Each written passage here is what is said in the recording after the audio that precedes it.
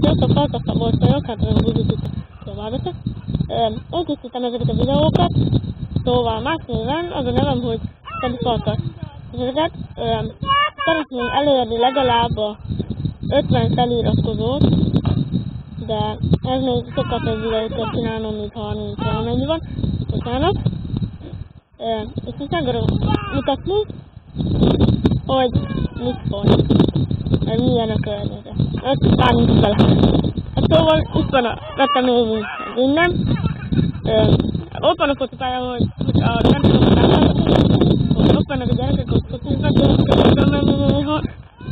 De csak akkor, amikor ilyen nagy meccsek vannak, mert akkor kellett, mert én nélkülön kikapnak köszönni, mert az át. Hát itt van az a nagy lombos, elmentünk ahhoz a nagy fához. Hát sok tekinteni valahol, bementünk már oda, területtem túl, majdnem. Csak majdnem, meg úgy jöttem visszafele, akkor hát, hogy mondjam, lehettek biztos, hogy nem tudom, de amikor megláttam magamon, akkor tiszta vérbe vonult a szemem, de mindegy, nem ezt tartozik. Azt kell most megmutatni,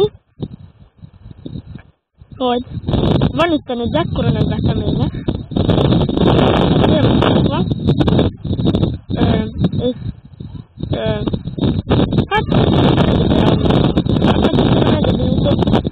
de ott nem tudom, hogy nem van nekik jobb, de ott az foglalkozik, ami inkább a között terület, hát én nem tudom,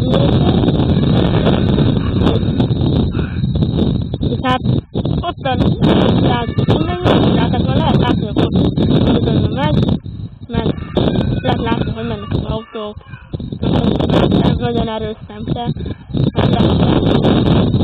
van itt a nap, nem most éppen lemenőbe van, akkor hát sok minden van itt.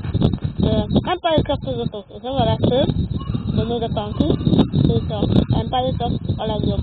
Nekem ez a kettőtet, de sokkal helyen hülyeségekkel játszik. És a trendről, az a forró játékban is mindegy ilyettem, csak azt nem vettem be. Amikor kinyitottam egy barátommal Dufával, mert én egy ápasztottam, hú van a hosszok neve, kukúc, gyáfa, levélne, mindegy, stb. És amikor kinyitottam azt a mindeket, úgy megugrottunk az ágyról, hogy hú, leszakadt az egész ágy.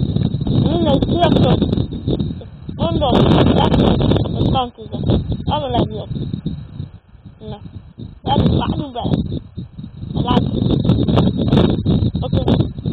Sziasztok!